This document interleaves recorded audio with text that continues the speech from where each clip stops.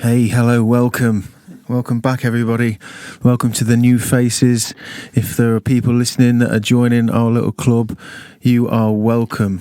It's been, again, a lovely reception to episode number 4 with Kieran Rattigan, founder and owner of Go Deep Flotation.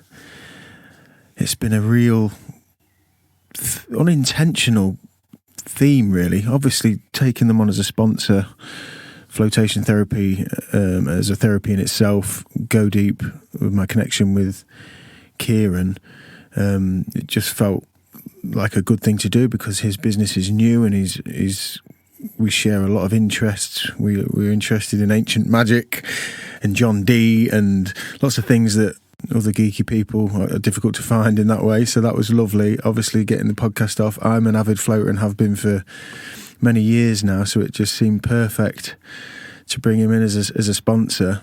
But then obviously with Matt in the first episode, anybody who hasn't heard the first episode with Matthew Frost, who also has flotation facilities and was doing a 30-day experiment of floating at the time of the interview, the conversation.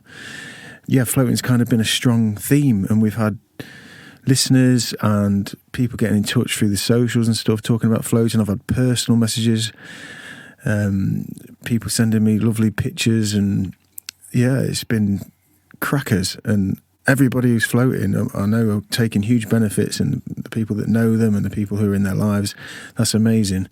So Kieran's episode was it was really nice to sort of shed some light on who that power is behind our sponsor and the service that he provides, the therapy that he provides. And wasn't it so sweet that in the end he feels, although he's helping to heal people like his mum, you know, with the ladies that are coming in and finding some kind of peace and harmony at difficult stages of their lives, it was really a lovely ending. And the tune that he played at the start, I mean, listening to his lovely demeanour and so sweet and lovely, the tune that we played at the start of Kieran's, which I'm sure will be released in the future, we'll call it a demo at this stage. Now, it was called. Check it out at the beginning of the episode. Such power, heavy riff, lyrics of alchemy and magic. Yeah, fantastic. So Go Deep as a sponsor. I'm not going to say a lot more. People by now who are still with us, flotation is a magical, wonderful thing. Scratch that itch.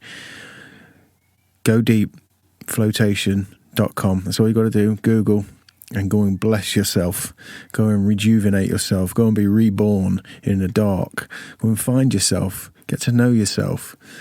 Fix yourself. Fix your physical ailments. Get rid of the stress. Get rid of the tension. Get rid of the inflammation. Give yourself a jump start for this crazy, mad, hectic life. GoDeepFlotation.com, code word CHEW, and you can get a piece of your soul squarely in your mind's eye and remember who you are. It's amazing. Second sponsors, I just mentioned Matthew Frost. He is the owner, proprietor of Function First Fight Academy, a martial arts school who have taken everything to elite levels now in terms of their facilities, and they have got cryotherapy added there.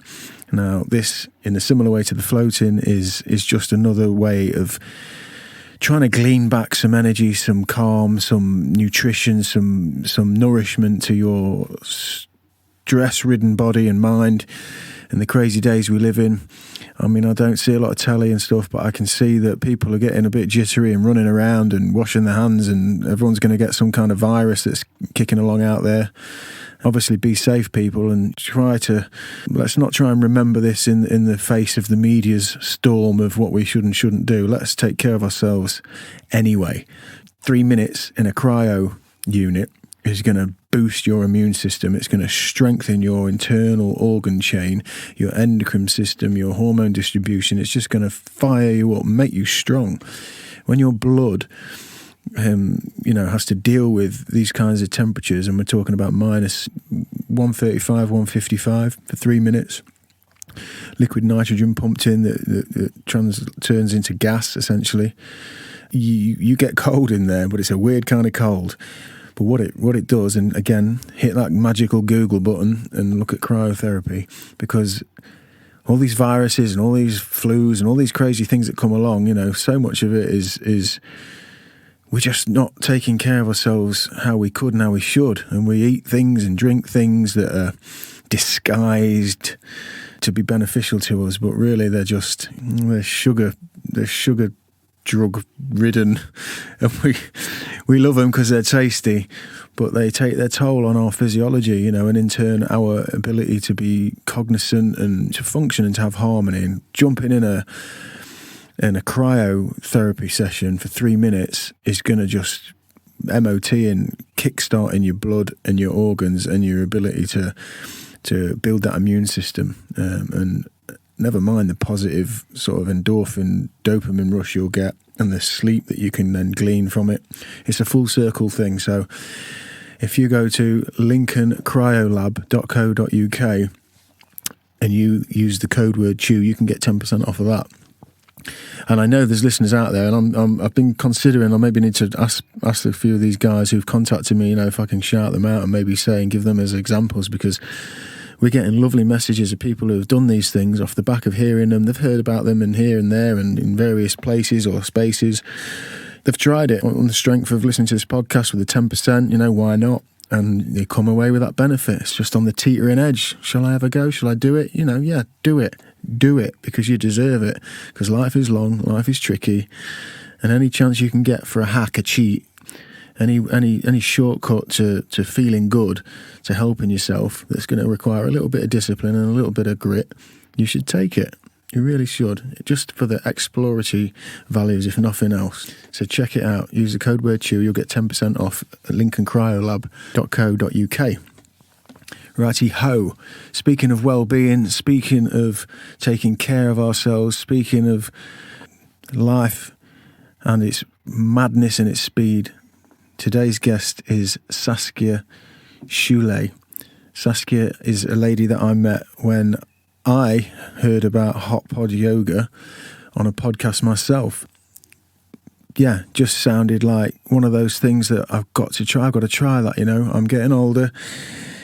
Knocks and bangs, and I can feel that I'm getting that little bit older, and it takes a little bit longer to get out the chair, and I'm a bit stiffer and a bit slower, and anything to stay agile and stay able for when my kids grow up and eventually their kids, I want to be able to catch that frisbee. I want to be able to answer that question. I want to be on the move and as well as I can for as long as I can. It's a case of getting older and becoming more sort of exposed to those kinds of ideas, or it's actually part of an holistic movement that seems to be happening these days, ecologically and nutritionally and what have you, through social media. I don't know, but hot yoga just came bouncing into my mind for a couple of podcasts, and I wanted to try it. And then little old Lincoln, I wasn't sure if we had it. And then one day I was driving somewhere and I saw the banner, I saw the sign, and I said, I've got to do this, got to try it.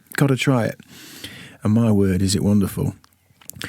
You walk in literally a pod, and this isn't a sponsor, although I would love to sponsor them, because anybody I can get to go and try this is just going to have benefits, and it's completely in line with everything we've just spoken about, which is just do good for yourself. And for thousands of years this has been proven. But the pod itself is wonderful, because it's quite discreet, because it's quite dark. It's like a sort of a large, it's like an igloo, like a big black igloo with like a purple translucent strips in it which allow the light in. And the guys have they have essential oils burning in there. They have lovely sort of low-key electronic meditation music, and you are taught the hot pod yoga flow. I think the temperature is similar to the pod in there. I think they get it up to 37 degrees, so you're at that skin temperature level, and the humidity's set in there with the humidifiers they've got. And it's a magical little place. It's like leaving the earth. It's, I've done yoga and Pilates in a couple of other places over the years, in the sports hall and the village hall, and it's not quite the same when you look up and you see the notice board and, John's looking for a cleaner for £6 an hour and you're trying to find your meditation. But when you're in that hot pod, it's like being back in the womb, actually, a bit, which is funny because it's a bit like that in the float tank as well. But it's like being back in the womb, and they've got a lovely flow. It's so well organised. Their application that they use for you to become a using member and just hit the booking button and everything is just fantastic, really efficient. And I've loved it. I've not looked back. I'm feel so good after that. It's amazing. And my body is just starting now, after a year or so, to start being able to actually bend. And I can actually use it how it's supposed to be used a little more, which I'm really pleased about. But I met my teacher there, Saskia Schuele, who's a Swiss lady who's in Lincoln, and she's as far as I can tell, she is a proper yogi. She went to Bali on a pilgrimage to do all of her yoga training. She's a master of yoga. She's a master of the human body, the biology, of the psychology. And she's just a sweet and lovely girl with a lovely radiant energy. So strong but soft at the same time. Just, yeah, she's a real powerful lady. And this conversation, we discuss, her upbringing in a little village in Switzerland and the light and the shade of that, really. How blissful it was, but also behind a train track line somewhere there's all of this other life going on that she wanted to discover. And so she gets on the road and she travels, and it all unfolds. And like all of these podcasts seem to be going, we all take something from it via the end of the podcast. Someone's journey tells us a lot about our own in many ways. So yeah, really enjoyed this.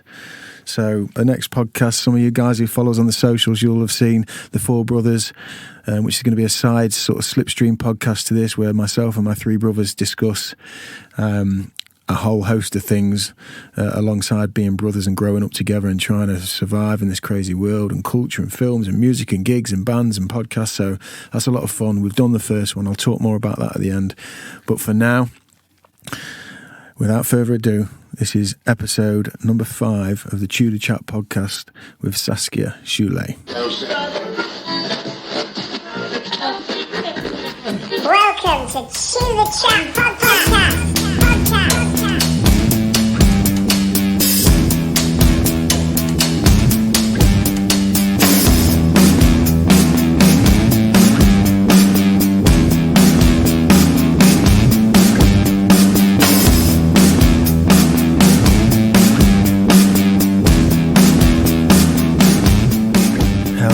Welcome. How are you? I'm good, thank you. How are you? Today's guest, Miss Saskia Schuele. That's right. Perfect. Excellent. How are you, Saskia? I'm doing really good, thanks, Sam. Excellent. Good. Well, I'm just going to let everybody know that you are my yoga teacher. Yes, I am. And at the Hot Pod Yoga. That's right. Hot Pod Yoga Lincoln. That is it, yeah. New to my life. I've just done about a year of yoga. I've done a little bit of, I guess, with each teacher at the Hot Pod. So with each different teacher I've worked a little bit with, but your classes ended up being the class for me because it was early in the morning. And then I've ended up falling in love with your class, and it's fantastic. Well, thank you very much. Yeah, it's amazing. So listen, today, Chew the Chat podcast, we like to go back to where it all began and find out about your journey. Okay, yeah. So you're from Switzerland, Saskia.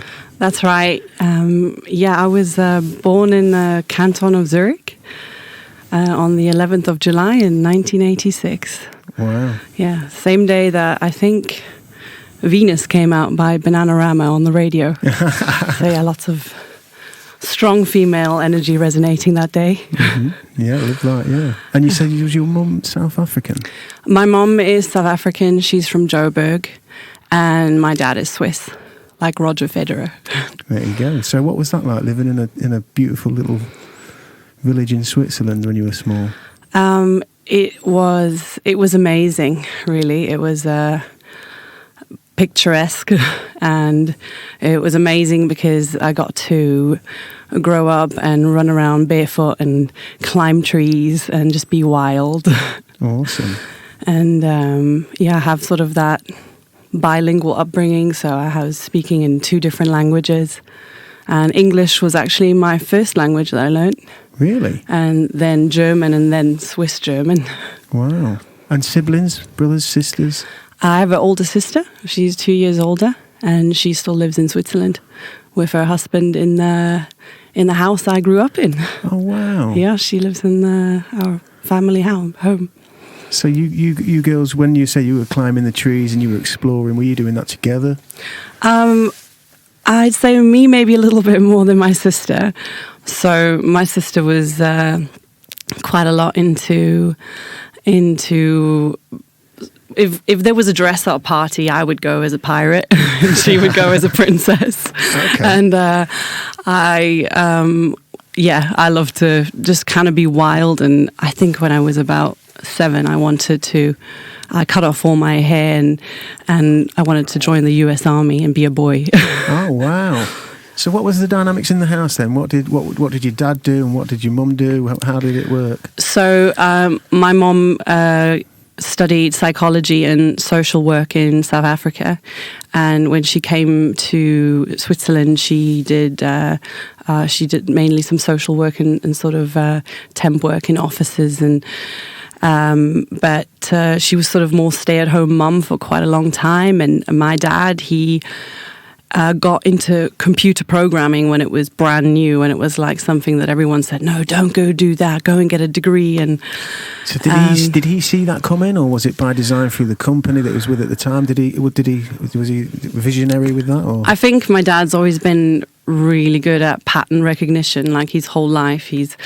My grandmother used to say, his mother used to say, like, he could take things apart at a very young age, like a toaster, and put it all back together. Mm. And he just saw things. He kind of looked ahead and saw things happening before they did. And that was something to see, because it really was. Yeah. Changed his life for sure. So how did that impact, obviously, him being a dad and the working sort of home life? And he was away a lot in my childhood. So as I was saying before, my mom was mainly stay-at-home mom until we were a bit older, my sister and I, and then she got a job as well, part-time. But I can remember from quite a young age onwards, he was away on business. He was a year in London working on a project, and he ended up working for Swissair, which used to be one of the most powerful Swiss companies in the world, and in the world, the airline, which went bankrupt. But he then, from then onwards, kind of just went to sort of daughter firms or different partner firms and worked at them. And so he was project manager for Swissair. And he was in London and Budapest and South Africa. Wow, so he's away sort of internationally. Yeah. What kind of periods of time would he be away for? Well, his projects would usually last for about a year, but him and my mom were never really apart longer than maybe a couple of months. So would he come back to you sort of regularly, or would you guys go out to him as well? Yeah, he would come back to Switzerland, and he would spend some time at home and then go back out. And sometimes we would go and visit him, especially in the period when he was in South Africa, because of my mom's family being there. And it's a massive family. I've got so many cousins, I can't even count anymore. Wow. And whereabouts in South Africa? So part of our family is in Joburg, and another part is in Durban. Okay. Yeah. Wow. And those are the main two places. And so when your dad came back, was he a dad, bag thrown down on his knees, where's my girls? Or absolutely. Oh, yeah. Wow. Every That's single lovely. time. And you were excited girls, I guess? Yes, very much so. I would make it a point to always be in the car when my mom went to pick him up, and also when she would drop him off at the airport. Mm-hmm. And how did you? I mean, obviously you're older now. Have you ever spoken to Dad? How was he with being away when you were young? Have you ever spoken about how he felt? Was he sort of? I think he really enjoyed his work. I think it's always a bit of a struggle to find that work and family life balance, especially when you want to give your family a certain kind of lifestyle or certain kind of luxuries, but you also want to be present and just finding sort of growing and learning about what is important. And I think it was in one way the pros was he loved his job. He had a calling. It gave him meaning. And that reflected back onto the family as well. When he came home or when he was around us, he was happy. At the same time, it stressed him out big time to be away, because he felt like, oh, am I not present enough? Should I be there in certain times? And there was surely some difficult times for my sister and me when he was gone, and that my mum had to sort of pick up the slack, had to do all the work in our childhood when there were certain things going on. And I think that was quite difficult for him. And in regards to myself, I think that was probably quite hard for him when he was away on business in London, because that was when I sort of had my first epileptic seizure. I call it tonic-clonic now, don't you? And that was back when I was about 8, and he was gone for a year in similar time in London for business. So it was sort of all on my mom to take care of me and figure things out, and it was, of course, quite scary for them. And so he must. Your mum, obviously, I can only imagine. She must phone your dad. Well, he was there when the seizure happened, okay. So he was present in the country at the time. So then he has to go back away and work, and then your mum has to work out, how do we deal with this? What do we do? Yeah. And I think they really navigated through it. All us as a family navigated through it all quite well, because there was we talked about it. We would have family meetings and we would talk about what's going on, and I just try to destigmatize the whole thing as much as possible. And I'm sure in their own way they did that as well. Mm-hmm. Mm-hmm.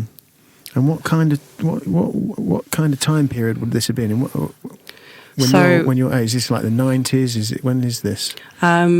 So yeah, this would be the 90s. This would be 92. So communication back then 1992. It's still kind of expensive phone calls at specific times, I guess. Yeah. Because you haven't got the internet necessarily, or you're dialing into it. FaceTime, and here's everybody in real time in digital clear. Yeah, there wasn't. That's a really good thought, because there wasn't that much communication pathways, or at least not as easy as they are now, where you can just sort of tap into the internet. You can have that FaceTime, you can call someone, and it's different. But luckily, through the companies that my dad worked for, all the expenses for family phone calls and flights and visiting him was all paid for by the company. So that was really good. So we had that safety, that security.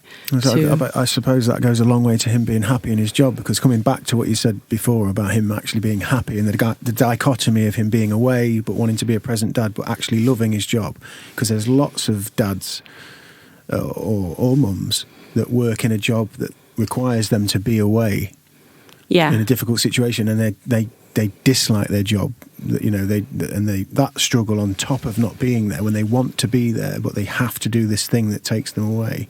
So for you, with your dad, at least he loved what he did, and when he gets home, he's got a positive resonance. He can get the best out of that.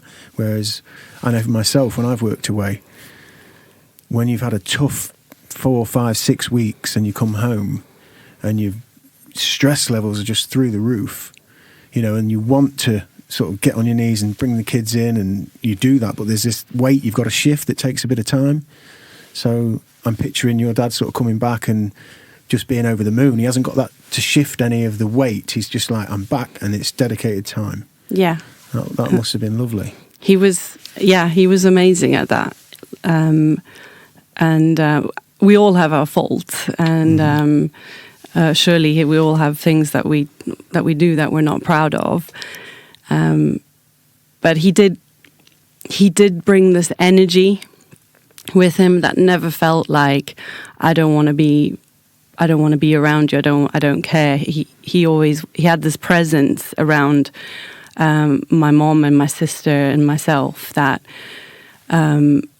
really made us feel like he wants to be around us, and he would do stuff with us. So when he was home, he would not go off and do something else. It was for him, it was like, this is where I recharge, is with my family. And but he also would be kind of like, get up in the morning and get out of bed. You come with us, we'll go and do something. Or if you're not ready, you're not ready. Like he was...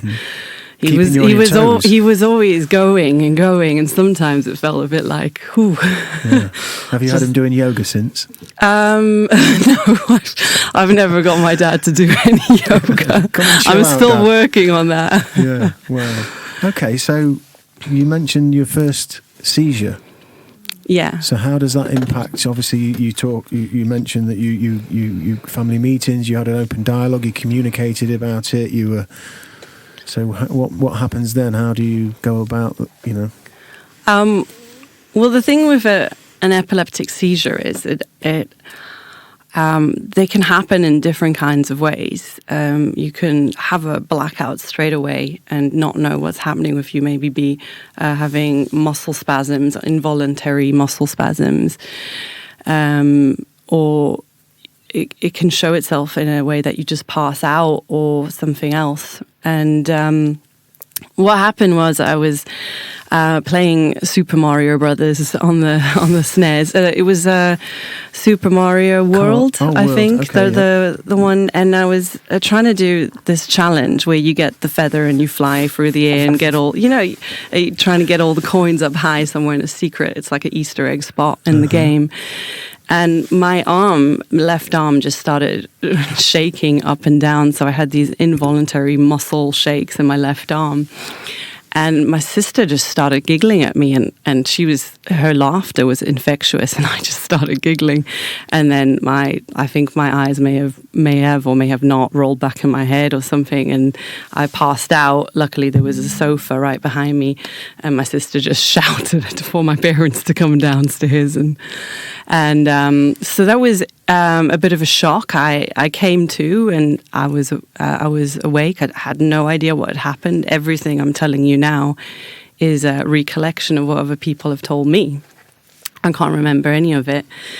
And I was 8 at the time, and the doctor was there. So in the little village, you call the doctor. He comes to your house. There's 2 of them in the whole village, and he comes and checks up. And he said, I think she needs to go for a brainwave reading, so EEG. And so they picked up on it. It was epilepsy. And it was frightening. I think the thing for me personally was I couldn't remember what had happened. And I woke up and there were all these heads around me, and I was like, what's going on? Can I go and climb a tree now, please? Can I go play Super Mario Brothers again? Whereas my parents were like quite worried. And I think that I looked at their faces and I'm like, there's something going on here that so you read it from they don't understand. Reaction. Yeah, and I read it from their reaction that this wasn't good. So it was worrisome for me then from that reaction. And so what were the procedures that were sort of put to you by this? I had the most amazing neurologist. Dr. Krauthammer, and he was great. I got put onto anti-epileptic medication, and I had monthly brain scans. I had a CAT scan done, but I also had the brainwave readings done on a monthly basis, and then that would lessen as it improved. Did that impact you at all in the lead up? Your mum reminding you that next, Wednesday we're going, would you worry? Would you think about, oh God? I hated them. I hated the feeling of the tightness, the straps on my head and the metal digging into my skin. And they when they put it on, they didn't put it on in a really gentle way. So I did not like it. And what about the idea that was it a case that everything's fine? Every time, yeah. Would they give you like I imagine the anticipation, the anxiety of like, oh God, is it going to be okay this time? My mom was an absolute hero through that time, because there were sometimes, there were nurses and doctors sometimes that weren't always, or where I didn't feel very secure, and she would she would like just calm me down and demand for them also to just explain to me what's happening. You know, because I could understand what if they just explain, I'm going to put this on you now. It's going to feel like this. It's cold. It's wet. So don't worry, everything's fine. And everything was fine until I had to spend a night in a epilepsy night clinic, and that was I did not want to do that. No. And what was the reason for that then? Was that just to sort of monitor you? So that's just to monitor to see what's happening during the night, because it can be that you have different reactions in the night compared to daytime, so they can see when is it actually happening, when is it occurring. And I fought against that. So I never actually spent the whole night there. They had to take me out because I didn't want to stay. And then my mom actually stumbled across a Chinese doctor, Chinese medicine, and she her and my dad talked about it. And my dad's he's kind of more the pragmatic. He's like the scientist in the family. He's very like science-based and empirical proof for things based. And my mom's a little bit more spiritual and likes to try more holistic approaches. And together they're amazing. Yeah, it's a good combination if they've got that marriage that they... And very accepting of each other views, as well. Yeah. And I think my dad was like, I don't think that will work.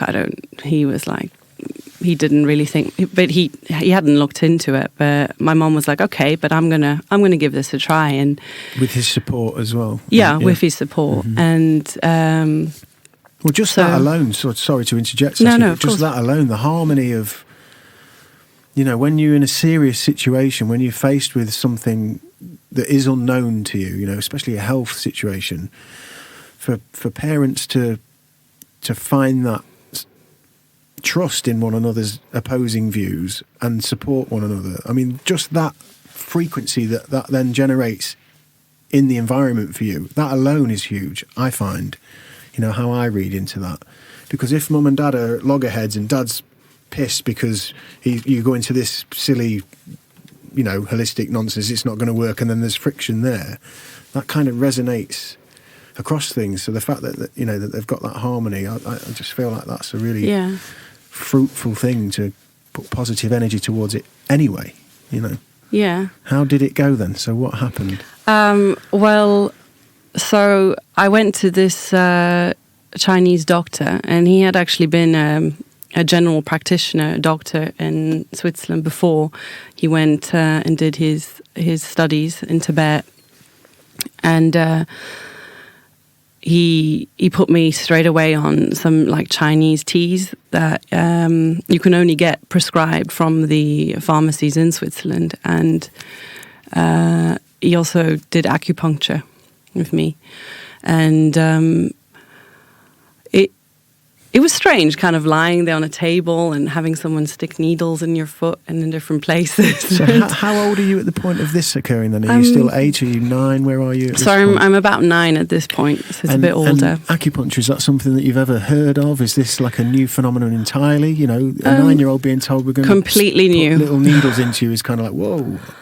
It is completely new, but I saw my mom and her body language and her facial expressions, and for some reason when my mom is okay when my mom was okay in our family, we knew everything was going to be okay. Well, that's such a like she's just the kind of such a lovely thing to have. And in the same way, I guess, when you read your mum's face when you woke up with all the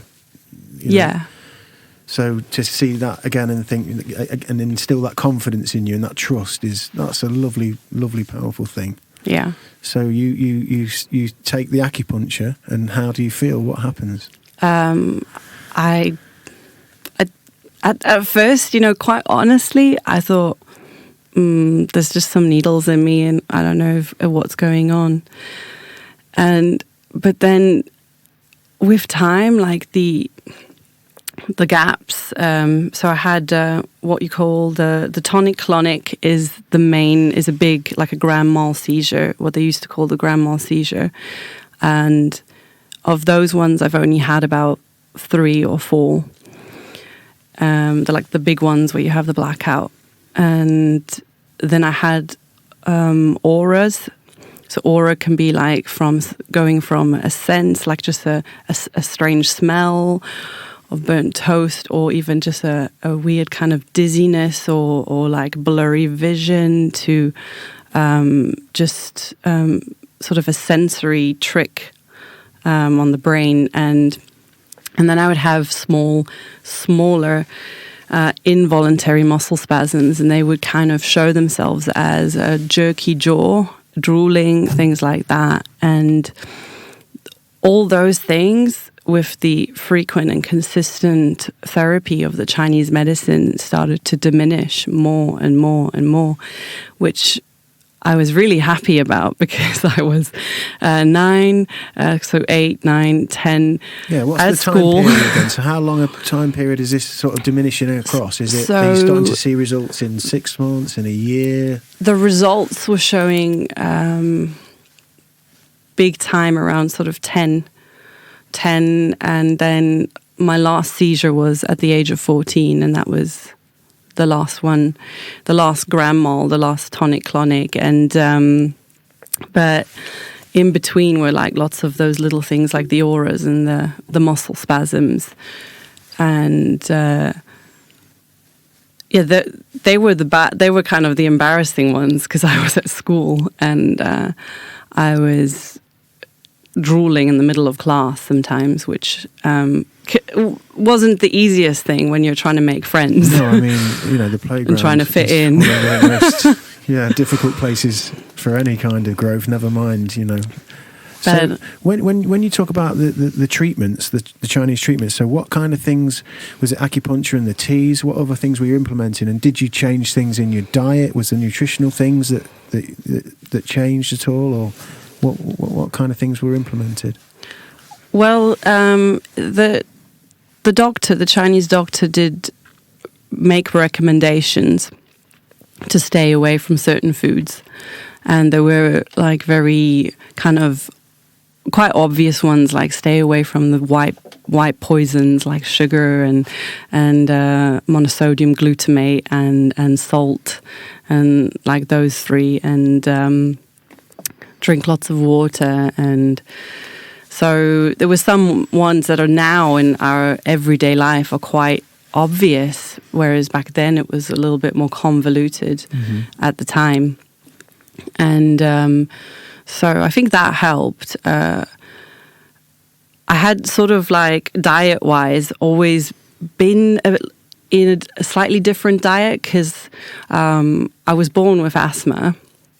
And I was quite reactive to, just had like mild intolerances to certain foods, especially like milk, dairy products, and glucose and citric acid combined, which is interesting. Sometimes certain ingredients in foods, if you combine them, can be more potent or more aggravating than if they're on their own, more simple.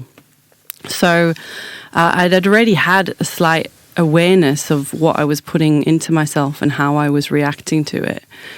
And I think that made me more open to going along with the whole Chinese medicine, because those teas were absolutely disgusting. And the only way you could drink them was with lots and lots of honey. Right, okay, yeah. That makes sense. So you say at 14 is the final blackout seizure, the final kind of... And you're obviously into your adolescence now at this point. You're becoming a hormonal teenager. Yep. So what starts to happen at this point then? Are you rebelling against anything? Are you... I wasn't... I think my sister did the rebelling and the lots of boyfriends and sneaking off and things like that. And you're a good girl, Saskia. I think I'm a late bloomer. Let's put it that way. Okay. But I wasn't really that interested in boys, at least. I think I liked boys as my friends, but when I was 13, I was at this school party, and I was at the bar. Well, we didn't actually have drinks, like alcoholic ones, just like juice and squash and things like that. And I remember this girl just moving like a strand of hair out of my face, and I was just mesmerized, and I didn't know why. And that evening I had a sleepover with my friends. One of my best friends, Angela, and Daniel came over, and we all like kind of camped out in my room and set up like an island of mattresses. And I was laying there, and I said to them, I think I like girls. And they were like, just out of... Yeah. Wow. And they were just like, and my friend Daniel was like, well, I could have told you that. And I think Angela was a little bit more like shocked about it. She was still like, but everyone was really supportive. And so you were confident enough to just say, you know what, that's on the day that you had the hair moved, and you kind of had this sort of moment, and then that night you're dwelling on it, and I'm just going to say this. Well, I don't think I said it like just like out of the blue. I think I was trying to say it, but I didn't know what I was saying. Like it was, I knew what I felt, but I couldn't put it into words, because it was like my world I was living in was heterosexual. It was these magazines we would get from the kiosk with like these photo love stories. I don't know if you have them here in England as well. And my sister and I loved them, just this guy. And so that was our reality. That's how we learnt about sex.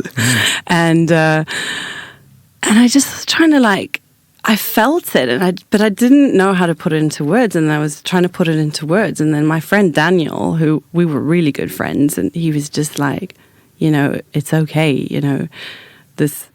And then I buried it. I was like, oh no, it can't be that. I was like, oh no, I don't think it is that. It was scary, because they would make jokes about lesbians and shout it out on the playground and be like, you're a lesbian, as something derogatory. And I knew that they were saying it as something derogatory. So I was like, I don't want to be that. So I buried it somewhere. And then it came up again, actually. And this is funny, when I was about 17.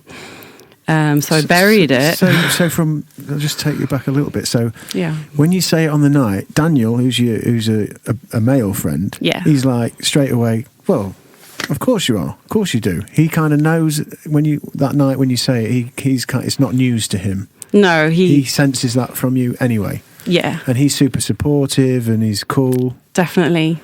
So then that's when you're 13, 14, did you say? When that 13, yeah. 13. So then you kind of put a lid on that till you're 17. Yeah, it was only really 17 that I fully came out. So in your mind then, obviously, as you mentioned there, the playground is a difficult place anyway. You're carrying this strong feeling, this internal knowing, I guess. But you bury it, and you carry it, and you sort of crack on. Are you attempting to feign interest in boys, or is it... How are you coping at that point? Definitely. It's a difficult thing, I can only imagine. I was, and to answer that question, Sam, I was chameleoning big time, because I was struggling to fit in anyways at the time with being a bit bilingual. I couldn't speak, because in Switzerland we speak French, German and Italian. But in the German-speaking part, we have a dialect called Swiss German, which is not an official language. But if you don't speak it, they make you feel that you can't speak it. The Swiss are very, in their small groups, very tight and very loyal people. but it takes time to get into those groups. And I felt definitely I struggled with the language, and I struggled to fit in, just being slightly different, which at the time I didn't appreciate enough. And so on top of that, being gay was something I didn't want in my life at the time. Yeah, really so difficult, yeah.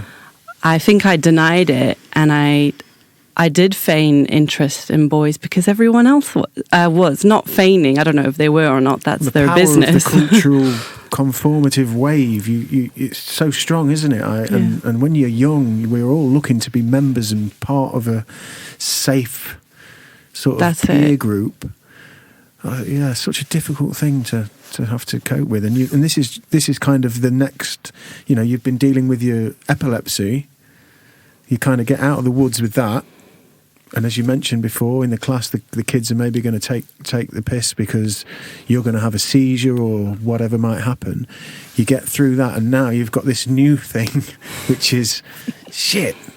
Exactly. And as you mentioned there, you kind of, when we're young, we don't appreciate being different is amazing, actually, and to be celebrated. But as part of survival, you have to try and be a wolf in the pack, and it's a real dichotomy, isn't it? Because only when you get older you realise, for me at school, I was, I guess, one of the lads, as it were, but I was always a little bit different because I was art and music orientated, and where I was from, it was all football and fighting.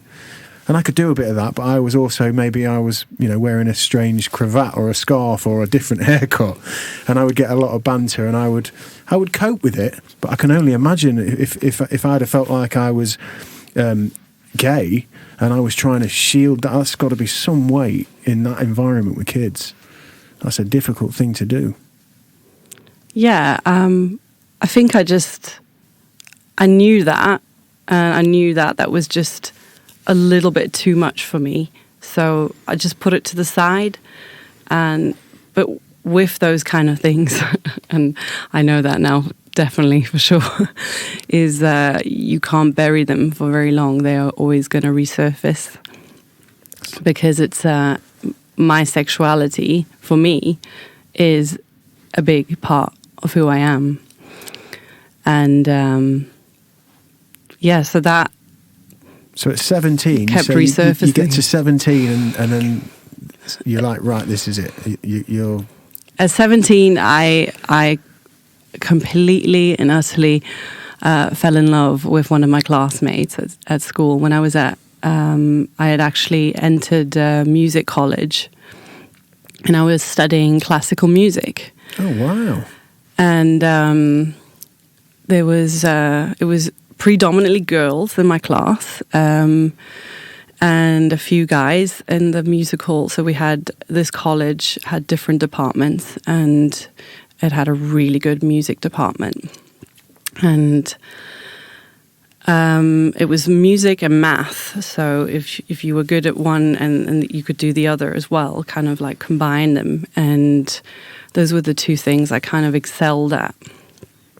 And this girl in my class, she struggled at the math, and so I'd offered to do her maths homework. And it was very classic, and so I would be at home doing my own homework and hers.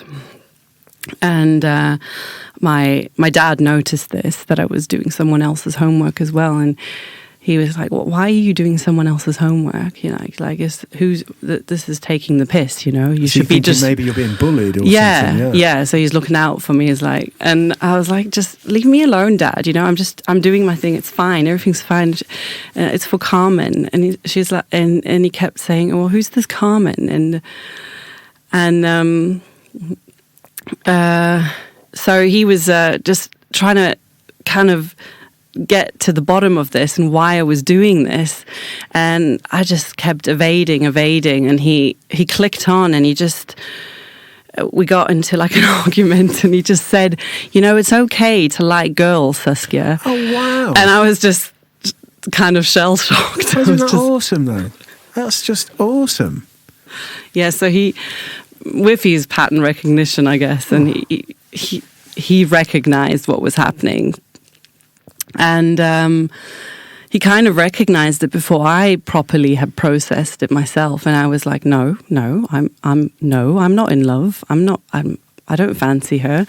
And was it scary to hear him say that? Because so far, if you don't mind me saying, I feel like from what I've learned so far with your parents, there's just a lovely, open, reciprocal, I don't know, understanding. You know, like your parents are reading you and helping you and supporting you to the point where this kind of, when you're reading him, he's already reading you, and now it's making you think, oh God.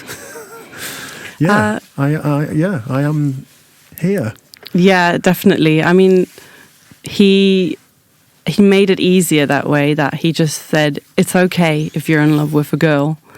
I support you. And he said it straight away. And he said, it doesn't matter who you love, I will always support you. I mean, those words there, in a situation like that, I mean, that is just, that's so powerful.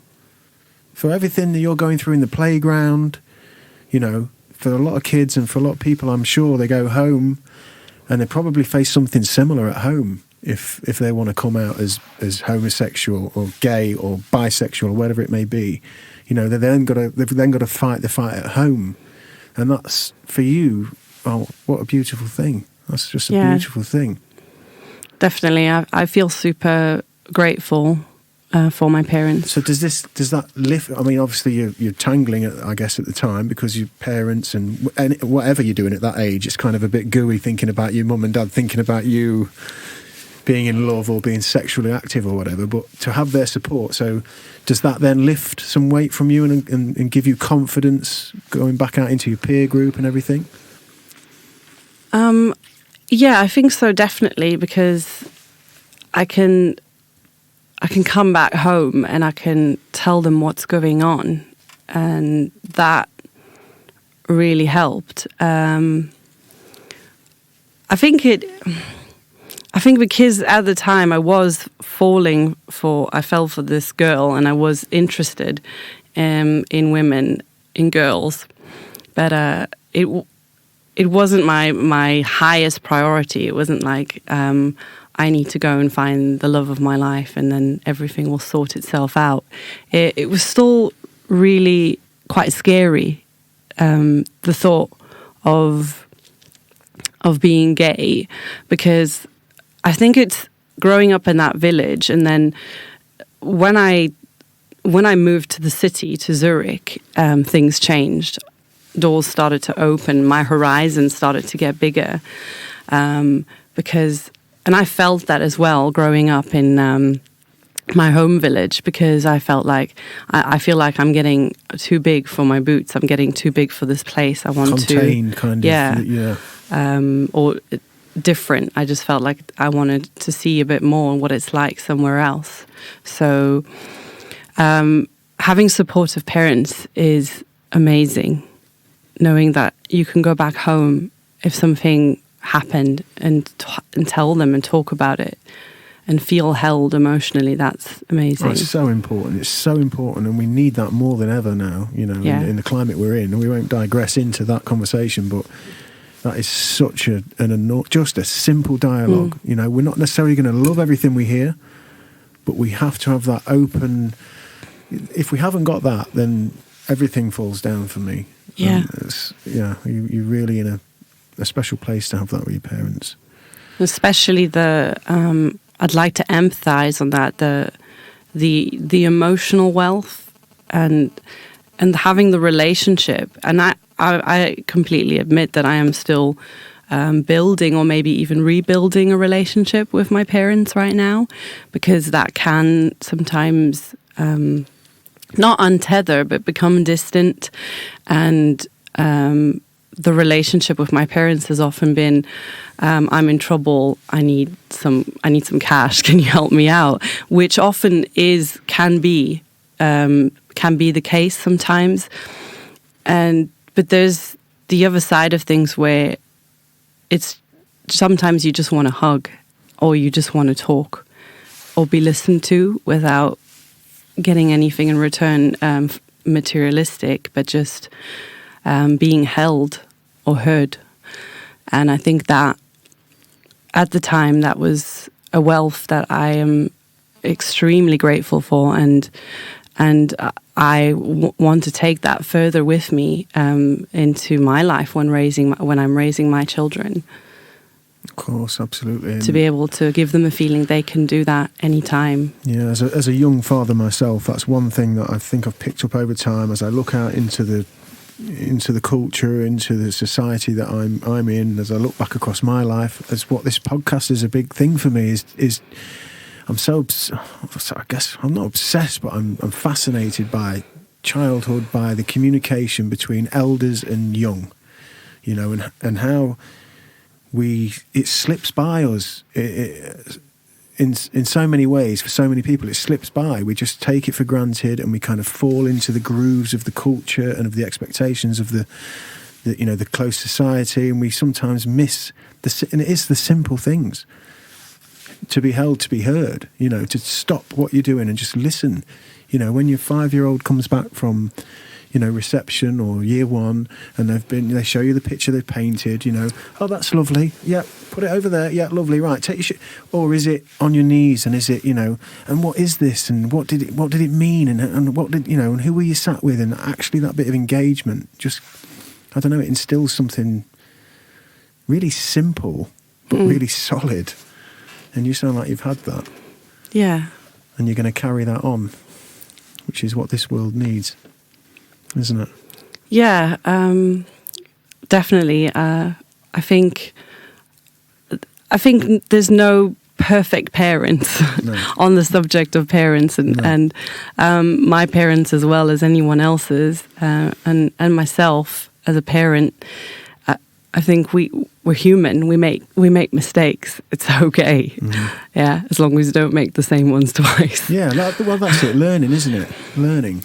But it's for me, and especially in the last year, I've had the opportunity to take some of my projections that I've put into my parents, where I've put them maybe a little bit on a pedestal, and I've been maybe disappointed because I have done that, but that's on me because I have projected things into them that they have no control over. Mm-hmm. It's really from you, and to see them as human beings that are trying their best in this world to grow in their own way, and the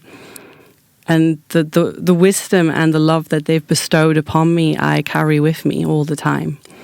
And but at the same time, I do my own thing. I do my Saskia pathway, mm-hmm. and that's and I'm learning other things as well that are new techniques to me in parenting, or in watching and observing and being curious and how to be a better parent. Mm-hmm. And so yes, I'm really grateful for everything they've bestowed upon me. And but sometimes there's some things that I'll be like, thank you for that advice, but no thank you. Of course. Well, but I know it's free. They lay foundations, and then you build from there, you know. And if those foundations are solid, then you're in a pretty good position to build something that's going to be beautiful for you, aren't you? I think, and solid and reliable. Yeah, you know, that's amazing. So you're now 17, 18, and you're into the city. You're in Zurich, and the lights are electric, and life starts changing. So it does. Wow. So I get to Zurich, and I'm no longer in the musical college, but I drop out and I start doing sort of the equivalent of the A levels in Zurich, but it's an international baccalaureate.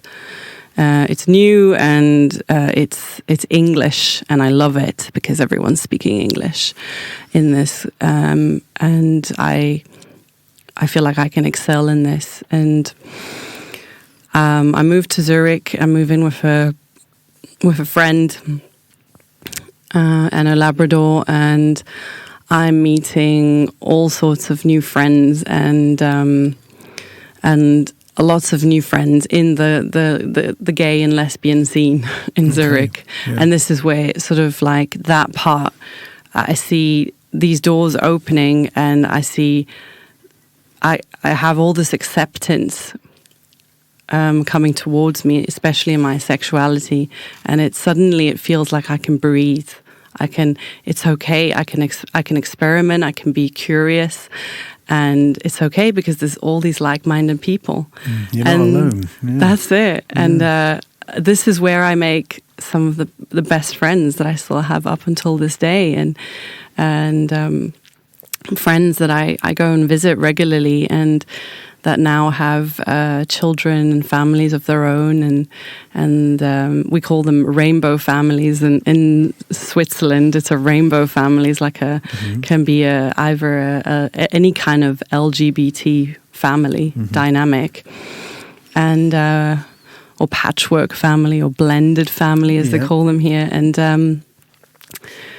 It suddenly opens my eyes to the future, so I can future pace a bit more and see this is the possibility. Yeah, I can be with a woman, and I can have a family. This wasn't a thing back then when I was 17. That was more like, oh, hang on a sec, you can't do that.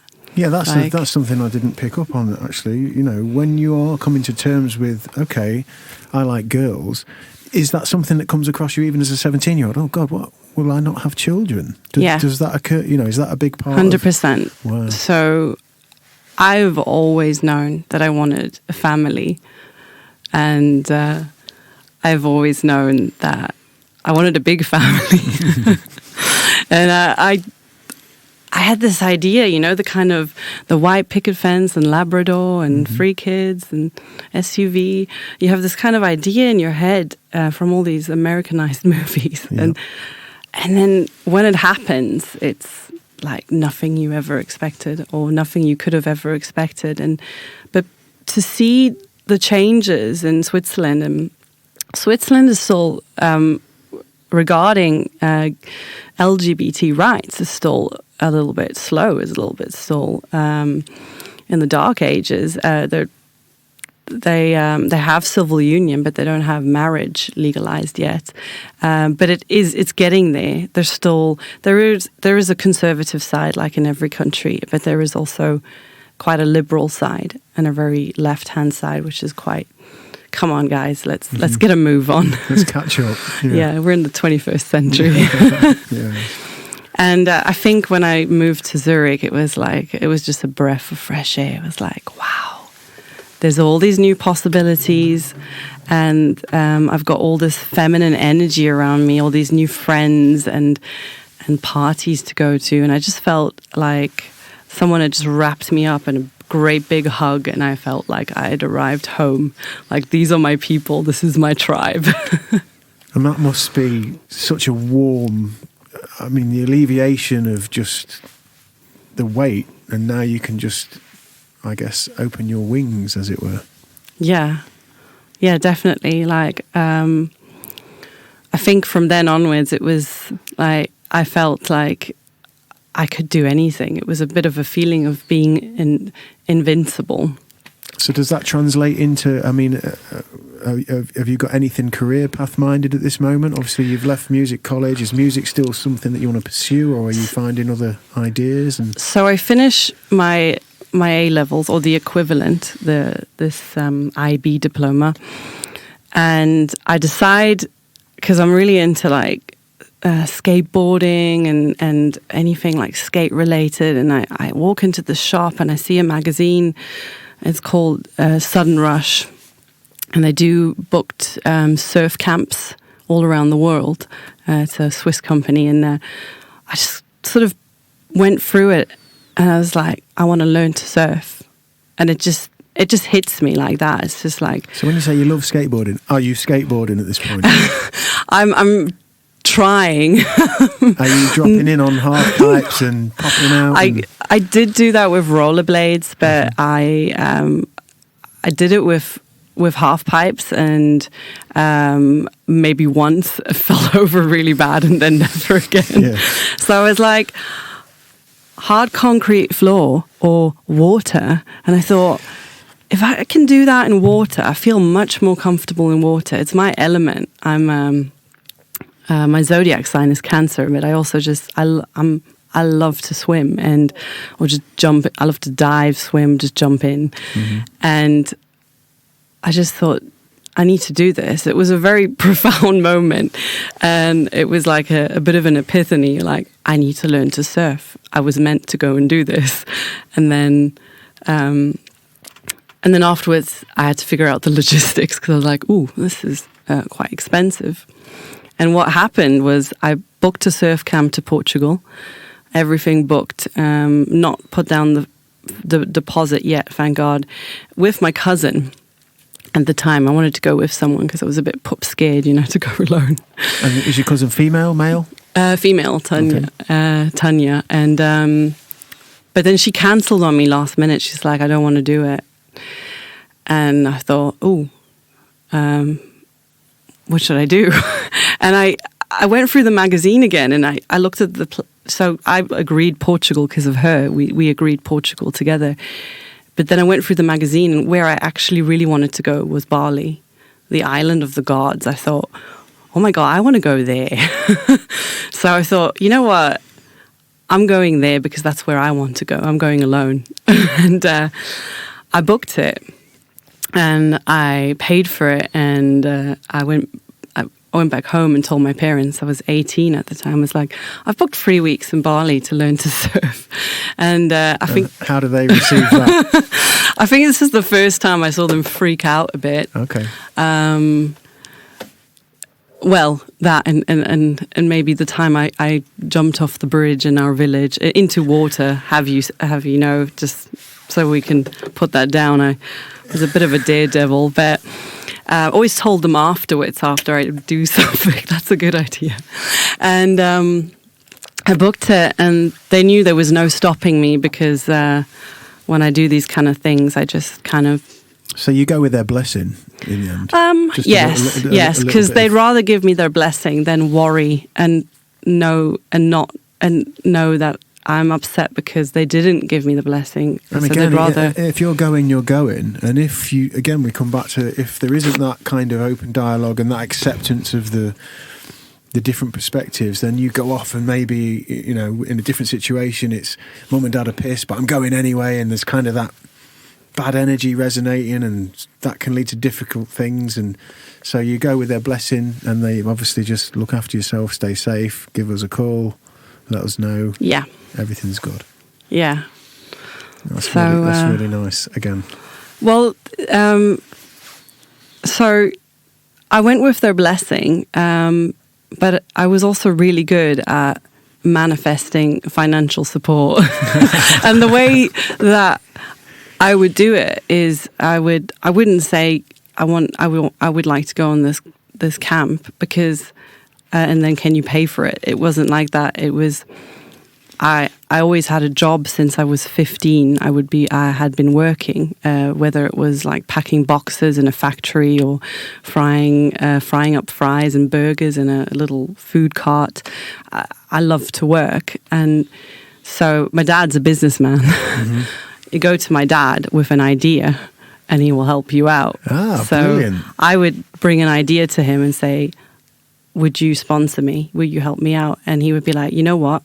I will go halfway. I will double the money you make if you work towards this, make a plan. And he'd help me out. I'd like to meet your dad, because he can give me some dad tips, because I think that's a great way of stimulating, a work ethic, earning something is you give something to me and I will support you and help you to elevate and keep moving and keep going. That's a really, really... Oh yeah, he was really good at making a relationship out of it, so that that my sister and I would learn nothing comes for free. I will help you out, important. But you got to work for it. And so I felt like I earned that trip. I do, and I felt like it was paid back in like tenfold with the experience. Mm-hmm. And so yeah, I went to Bali and I learned to surf, and I fell in love with that island. And Bali is quite special. It's from the whole Indonesian province. It's the only province island that is Hindu predominantly, whereas all other islands are mainly Muslim. So it is a bit easier for a woman to travel there alone, and it's very open. So I booked these 3 weeks in this surf camp, and I came back and I was like, wow, that was just amazing. I want to go back. When can I go back? And so what happened was I discovered yoga kind of parallel to everything that was happening with booking the surf camp and being in Zurich and at the college. And yoga, I went to yoga. 2 girls from my class, we had to do something which was called a project for school, where you have to get out of your comfort zone and try something new that you've never tried before, that you feel like might be slightly discomforting. So 3 of the other girls in my class were like, let's do yoga. and I thought, this is out of my comfort zone. I thought, this is kind of weird, doing stretches and having your bum up in the air in a room and then breathing really heavily. And so I went with them, and I was like, not so sure. I was like, the only idea I had of yoga was from an episode of Sex and the City. And I thought, this is where women go and they just gossip. They talk about sex or stuff. Mm-hmm. And I went there, and it was, again, one of those profound moments where I was like, oh my God, how have I not discovered this? Was it immediate before? for you then, Saskia? Or did you do one class and were like that? I went to one class. My very first class was a Hatha yoga class with Frank. And he wasn't my favorite teacher, but the woman who ran the center, the Planet Yoga in Zurich, Christina, this was the second class I visited, and but it was mind blowing because it was the breath that got me. It was like Frank was telling me to inhale and exhale while I was moving, and it was really hard. And after the class, my lungs, my airways were free, and I felt like I could breathe. And I had been, up to that point, I have been an asthmatic my whole life. And it didn't heal it like in that one yoga class, but I could breathe in a way I've never breathed before, and I thought, wow, this is amazing. And it's basically just doing these movements and breathing, and there's some nice profound words being spoken in the class. And the 2 girls that I went with ended up not going back again. And I ended up going every single week of the summer holidays, sometimes twice a day. And I basically went again to my parents, to my dad, and I said, I've discovered this. This is good for me. I would, instead of giving me a big gift for my birthday, because it was summer holidays, July, could I have a unlimited pass to do yoga every single day? And he was like, yeah, oh my God, yes. Like, sounds good. She's doing something. She's not taking drugs. Let's encourage it. And I just kept going. And after that, I kept going and doing my practice until I wanted to teach it. And are you back in Switzerland, doing it now in Switzerland? I'm doing it in Switzerland, and I'm doing it while I'm going to Bali to learn to surf. You're making repeat trips to Bali then? Well, my first trip to Bali was in 2005, and I was 19 at the time, so 18 going on 19. And then 2 years later, 2007, was my second trip, and that's when I did my yoga teacher training. Got you. So I knew I was going to go back to Bali to surf, definitely, but I didn't know I'd be doing a teacher training. And so I booked in for my 200-hour teacher training. And then after that, 2 months of surfing. So it was like a 3-month trip. and I came back to Switzerland completely changed after the teacher training was, and combined with the surfing and being for that extended time on that island, had shifted something in my whole consciousness. And I truly felt awake. And I got my first tattoo as well, which is one on my back with two eyes open and a lotus flower for purity. So the eyes open is the awakening of the consciousness. Mm-hmm.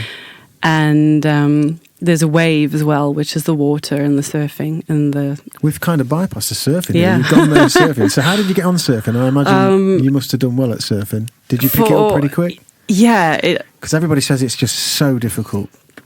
It's hard. It's hard. It is hard if you haven't got time to do it. And but it's not true what they say. You don't have to live by the ocean or the sea to be able to surf, but you do have to spend an extended amount of time. And it's not necessarily getting out on the board and standing up that makes you a good surfer. What makes a good surfer is learning about the ocean, oceanology, and that whole field of knowledge. I had never known about that. The moon phases, the waxing and waning of the tides, and the way that the different kind of currents work in different places. In the case of Bali, in the Indian Ocean, there was a lot of currents, and surfers use currents to their advantage. A channel, for instance, a current taking you out to sea or out into the ocean, is one you use like a ski lift. Yeah, like a it's amazing. Belt, yeah. For a swimmer, it's dangerous. If you get dragged out and you swim against it, you get tired. So what surfing really taught me is surrender, because you are in a force of nature that is so much more powerful than you. The best thing you could do is give in and find out where will it take you, and then go with it. And I think how profound that was for me to learn is that letting go in the water and trusting that everything will be fine if I just give in to its flow. That sort of transcribed itself into the yoga. I was just about to say, the flow, the surrender. Yeah. Definitely. Yeah. So when I got back to Zurich after surfing, I was a bit lost, to be honest. It was kind of like a come down. Well, Bali, surfing and doing yoga in a beautiful, exotic environment where you're, I guess, 2000, so you're a couple of years later, so you're sort of 20, 21, are you around that time? In 2007, when I got back, 21. Yeah, so again, you're biologically, you're changing again anyway, you're becoming, you're moving into being a young woman now, that whole change, and then landing back, I guess, home, wherever home is, because to me, talking to you about the idyllic village in Switzerland or Zurich is so exotic and wonderful, but home's home. It's the same for everybody everywhere. They want to be, they imagine somewhere else is. So you land back in Zurich and it's kind of, how do I do this? Or do I just have a normal life? It was, Zurich is it's a very clean city. It's a beautiful, gorgeous city. And, but it's also they're very work orientated there. And it's sometimes quite clinical and cold, because it's all work. And whereas if you go to maybe the Italian speaking part or even the French speaking part of Switzerland, you find they're a bit more relaxed and kind of like, especially the Italian, they have a bit more like, just steadier pace. Yeah, steadier pace and more a bit of a lust for life, just to enjoy things, like have wine at noon, it's fine. And so when I got back, I was actually quite shocked. I felt like I couldn't reintegrate. I felt like I was in that game, musical chairs, and there was no chair for me. I was looking for one frantically, and everyone was kind of doing their thing. But I kind of just had to get on with it. So the yoga helped me. And if it wasn't for the yoga, and I know there's these testimonials where people say yoga saved my life. Mm-hmm. And it definitely did. It saved my life, because I have been in some dark times in Zurich where if it wasn't for the yoga, I wouldn't have had the courage to go forward. I would have gone back. I would have gone back home, or back to reverted back to old ways because of comfort. Well, it's interesting you say courage, because I pinpoint in my interpretation of your story the point when you and the girls say, right, we've got to do something that we've never done, and yoga is the thing. Just that's the thing that you've chosen. It could have been anything, but it's yoga, and then go along to yoga. That attitude to just go and try something anyway outside of the comfort zone is so important, because it's so often those random doors that we go through that lead to something serendipitous. That, I don't know, there's a bravery in going into the unknown and bringing something into your life that would never have happened otherwise, and trusting that process. And so for you, at a pivotal time in your life, at a pivotal age, on a pilgrimage, really, when you're in Bali, you're kind of on a pilgrimage for yourself, aren't you? You're brave enough to go on your own. You're brave enough to try this. I think you have to be brave to go surfing anyway, and then you find the yoga serendipitously with that, and then your whole world transforms. So yoga saved my life. Yeah, absolutely. I see that. That. And it's the bravery to go into the unknown, whether that was going to Bali on your own or whether it was going with the girls to this yoga class. It's all sort of one thing leading in and weaving its way and creating your landscape, isn't it? And you trust in it. Yes, absolutely. I trust. Yoga is like it's a way of living for me. It's the one thing that's stuck, to be honest. I come from a family where we have a lot of quite really from the outside scene, I'm just saying sort of conformity, the conformist point of view, quite successful people, doctors and musicians and artists. And I always felt like I wasn't excelling at one thing. I was trying to find my place, not only in my family, but also in the world and within my tribe, my friends circle.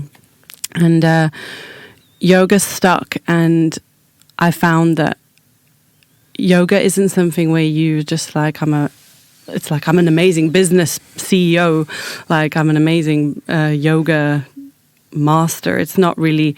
Well, I would say you are. Thank you. But it's more I feel like I could channel yoga through me. It was yoga. I have a relationship with yoga. Yoga works well with me as well as I work well with yoga. It's I found that in your class straight away. Being new to yoga, it could have been anything. I walk in a boxing club or an MMA gym, which I've done over the years, and you have different coaches, and everybody's great and different in their own rights, but some people, it's coming through them. And that's what I felt when I came back and I introduced my wife, Alex, who also goes to your classes now. And I said, Saskia's class, go to Saskia's class. Because I know my wife's similar to me. She likes to educate as well as do. So she wants to learn about it. And what I find in your class is that all the things that you've mentioned, you kind of integrate into your teaching, I find. You're talking us through the motion, the breathing. We're not just sort of going through the steps. And you also, as you mentioned when you were learning, the lovely philosophical words that would come in at the right time. I felt like that from your class. I felt like yoga was in you. And so I was right, I'll be in this class then, because then it might come into me. So yeah, it comes through you is what I'm saying. I can sense that, and if that's what you're saying, you feel, then it comes across.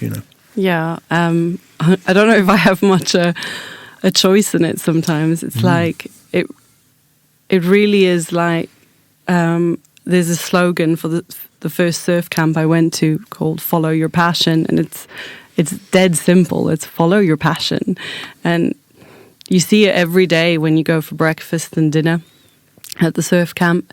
It's on this big poster, and it's stuck with me my whole life. That slogan is just, if you do something you love, if you accept it, first of all, even if people will say, no, that's a pipe dream, that's no good, that's not going to go anywhere, you will be successful at it. Yeah. But that plays in again. I know I keep harping on about your parents, but the fact that you came from an environment where, you know, because there's so many situations where kids might be creatively minded, they might be good at drawing or whatever it is, painting, making, creating, and it's seen, certainly in our, you know, in the UK culture, often the arts and that idea is it's not a sustainable living or career choice, and it can get pushed aside, and it can be, you know, a lot of kids will feel they don't even want to express it, maybe, you know. So I think that's a really important thing to keep in mind, that if you're in an environment where that whatever that passion is for you is, and especially with what you've said about your dad, in the way the work ethic was always there, you know, the support's there. If it's yoga, great. Not like I'll support you, but not in yoga, not in, you know, it's similar for me in music, you know, doing bands. You're not going to be in a band. You need to have a plan B, you know, which is true, but there's a way of delivering that kind of thought process. There's a way of integrating that, you know, because it's a reality that, you know, probably you're going to have to earn money with, you know, doing something that isn't your passion immediately. And if you're lucky, you might get to your passion, but to be able to follow it and feel supported to go toward it is a big part to play in what actually helps you to actually get there, having that support. Yeah. So how do you end up in little old Lincoln? That's a funny story, that.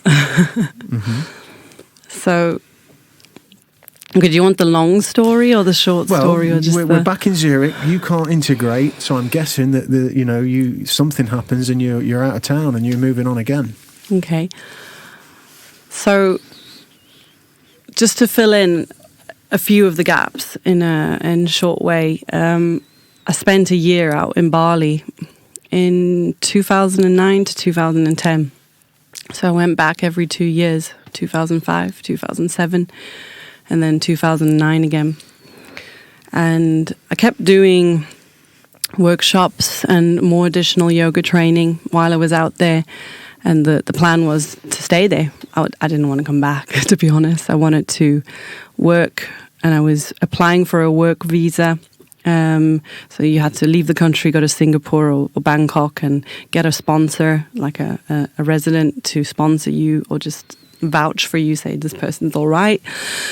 Get a work visa, come back, and you can work. It's all sound. And somewhere along the line, I thought that's not a good idea. Something happened. A little bit of fear set in, and it may have been a few just sticky situations in Bali where I saw maybe a bit of the darker side of the island, and I thought I need to get back to a place where there's order, like Zurich, where there's organization and there's no corruption, and because you have that there just a little bit mildly, but it was just sort of thinking I can't do this, I can't sustain the paying for the work visa and earn enough to cover it and my living costs to survive in Bali. So that was really ultimately what got me back. And so I came back to Zurich, and I felt like that was a bit of a crushed dream. And I wanted to work anyway as a yoga teacher in Zurich. And I did pick up a few classes, but I ended up working as a waitress and just sort of working myself into the ground. So again, I had that reintegration. It felt like a drug come down being back in Zurich. Oh my God, I have to face reality. I've just come from the tropical island of the gods and surfing and yoga and hot weather all year round with a bit of monsoon. And I had to reintegrate into this cold, concrete city. And I struggled to see good things then. And that was because of myself. So I developed a bit of anxiety, and I fell sort of into this depression. And so I asked for help from my parents, and I said, "Look, I need some help. I'm struggling." And they said, "Come to Spain. Come and take a self-induced sabbatical. Come to Spain. We'll sort things out. We'll have a look. We'll revisit everything. Just sort of reflect a bit."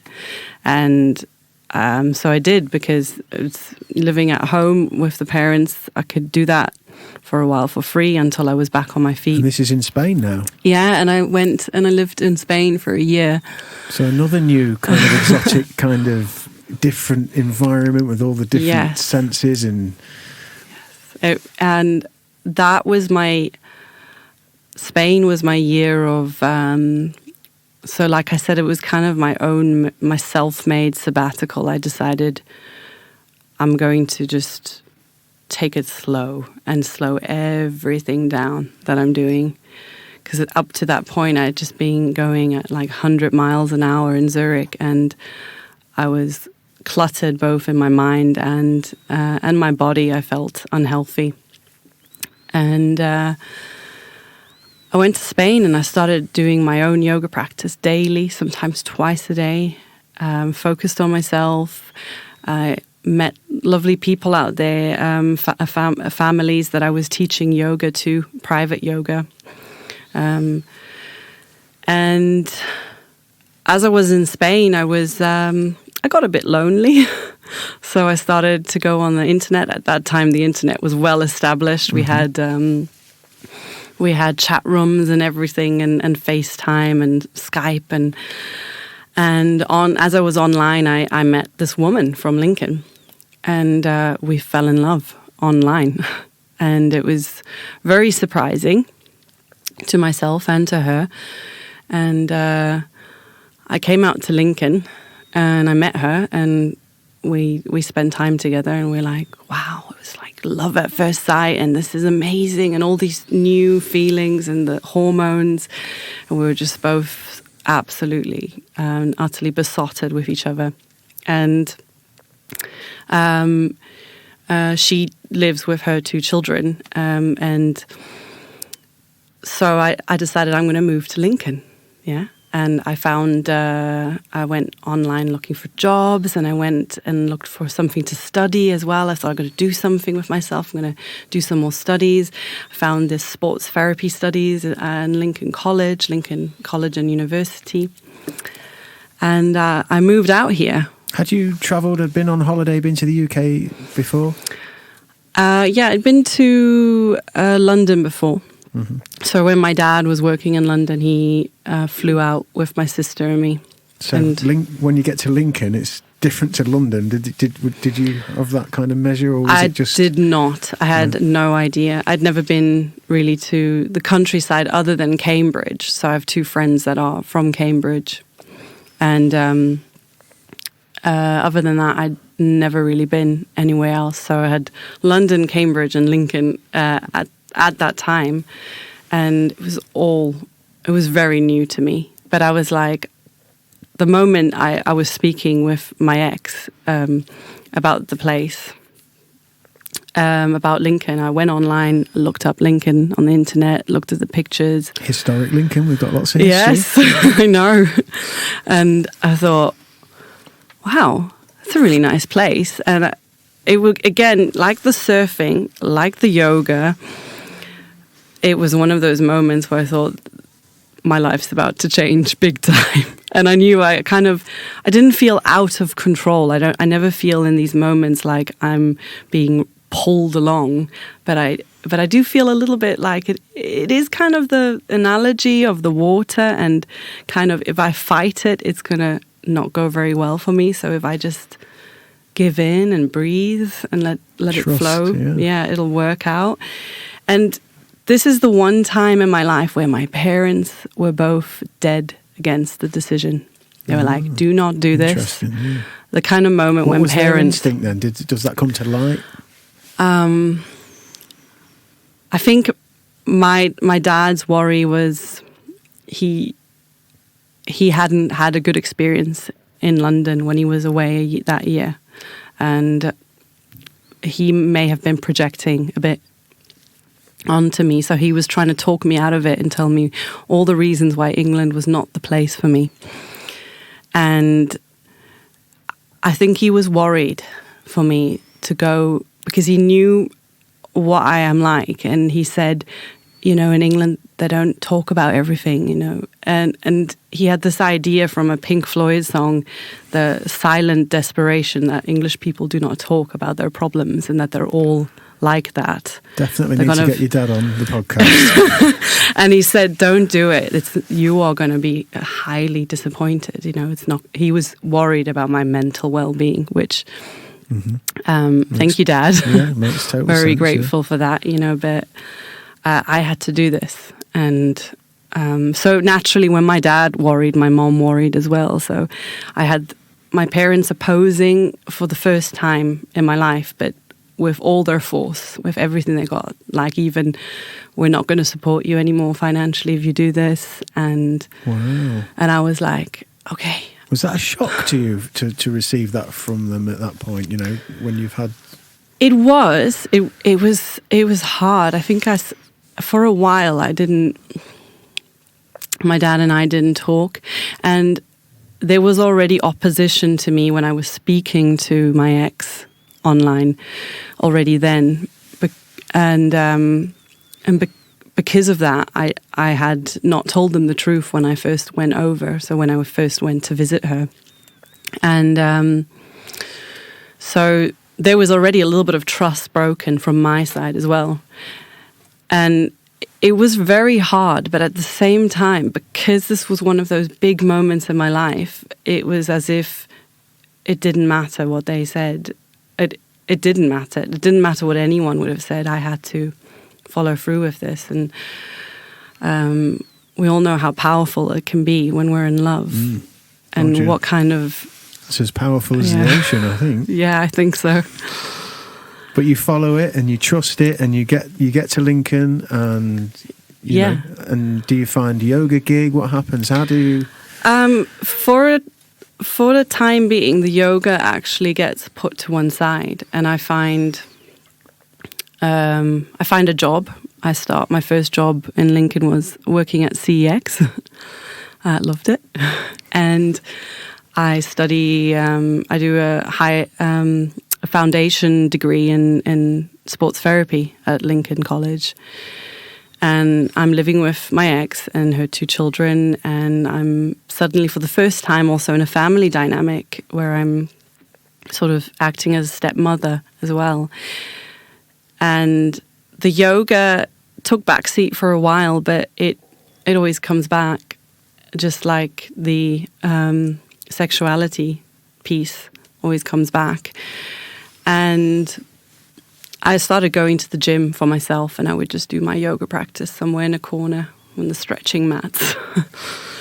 And I'd have people come up to me and say, what are you doing? You're doing yoga? And I was like, yeah. And people from the gym that worked there would be like, welcome to England. They'd be like, do you teach? We need instructors. And I realized that all the gyms need yoga instructors because there's not many about. And so I got my first gig at Total Fitness Health Club. And I basically, actually there it was the case of me. I walked up to the fitness manager and I was like, can I have a job? do you need any yoga teachers? And she was like, yes, please. Oh, wow. And I was like, I'd love to teach. Amazing. Yeah. So you start teaching yoga. So hot pod yoga, which is where I met you, yes, which is why we're sat here today. How does that happen? Because for me, hot pod yoga, I listen to a lot of podcasts from over in America and the whole Bikram movement, which was fascinating to me. And I've just watched the recent documentary. Have you seen it? I haven't. No, I haven't. Really interesting. But what I loved was the idea of the hot yoga. So I'd listen to a podcast with a lady, Rhonda Patrick, talking about sauna and talking about the benefits of sauna, some of the latest science on heat shock proteins and how good it is for us. And then these guys were talking about doing hot yoga, and it just sounded fascinating. And then I was taking my wife like I say, just over a year ago to her driving test. And it turns out that the driving test centre is just behind a big sign that I saw that said Hot Pod Yoga in Lincoln. And little old Lincoln, I thought, wow, that's perfect. I've got to find out. And then I booked myself in, did a class. I think you were my second class. So yeah, how do you end up there? A friend of mine told me about it, Rachel. And so at the time I had gone self-employed and I was looking for classes. And I was already working at a hot yoga place down at the Brayford, which closed down now, but has long closed down. But I heard about this hot pod yoga and about Kristen, and I should contact this lady, Kristen. And I was super excited about it because I went and looked it up straight away and thought, wow, this is really cool. I mean, it's a franchise. I mean, it's global, isn't it? It's everywhere, and it's such a cool setup with the inflatable pod. And it's fantastic. Oh, it's amazing. It really is. It's changed my life in more than just one way. And so I get this message from a friend saying you should apply. They're looking for yoga teachers, and so I'm really eager and I apply for this job and I get invited in for an interview and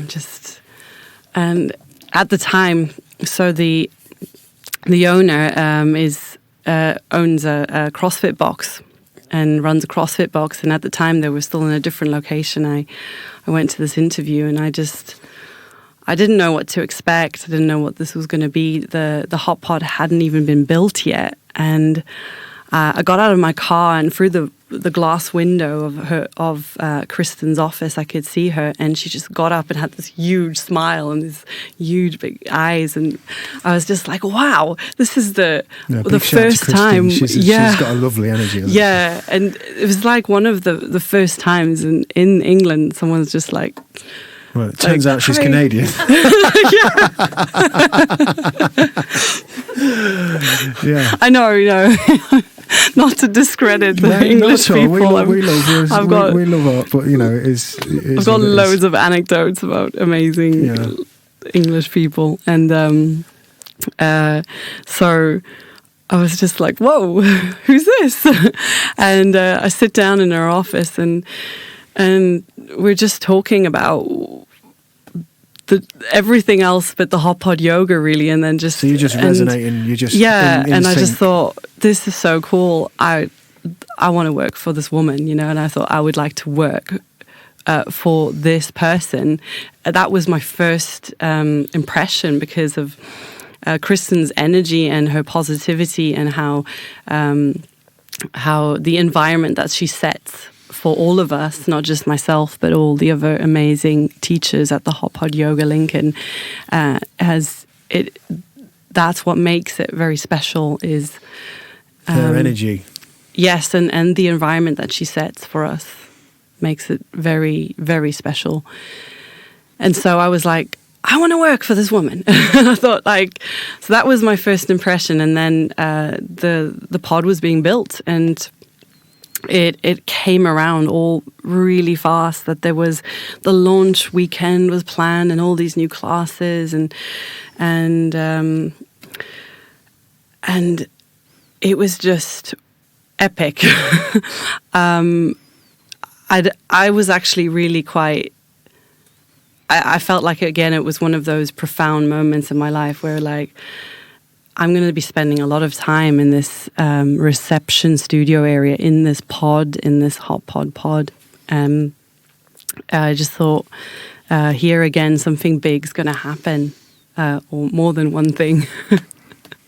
And so I felt again like there was a piece of home I was arriving into. And these are really special things for me in my life, and from the beginning, from where I come from, up to the run up to teaching at the Hot Pod Yoga, I've always known when something was right.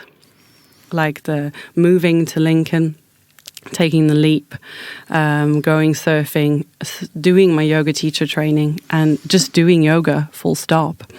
And so working at the Heart Pod brings me a lot of joy and still does every day. How long has it been now? How long have you been there? How long has it been set up?